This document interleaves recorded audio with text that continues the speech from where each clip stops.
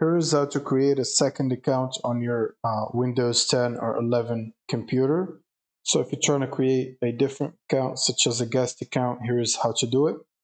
So first you will need to right click on the start button and then click on settings. Now you want to click on the accounts section. And at the top, you should see the account currently signed in and its privileges. So this one is currently an administrator and it's a local account. Now for Windows 11, you'll need to scroll down and click on Other Accounts. Otherwise, for Windows 10, you should click on this left side menu and click on Family and Other Users.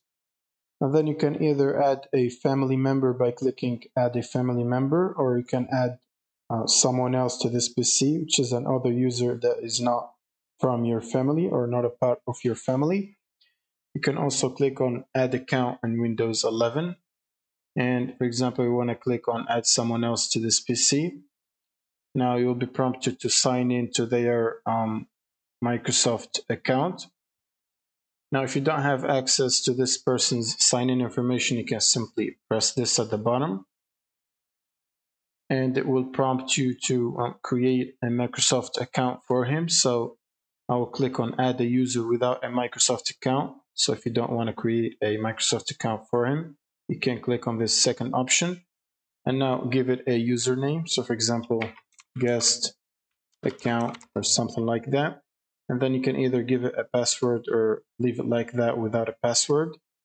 And then you want to click on next. Now, once you finish that, you should see the account added here. And then you can click on change account type. And this window should show up. And then you can choose if it's a standard user or an administrator. So you can leave it as a standard user if you don't want to give it administrator privileges. Then you want to click on OK. And like that, you can sign out from your current account and then sign back into this one. So to sign out, you will simply click on the start button, click on your profile logo, and then click on sign out, or directly click on this account to switch to it, to sign into it and leave your account signed in as well, so you can switch back if you want to. And if you want to remove the user account, you can simply click on the remove button and then click on delete account and data.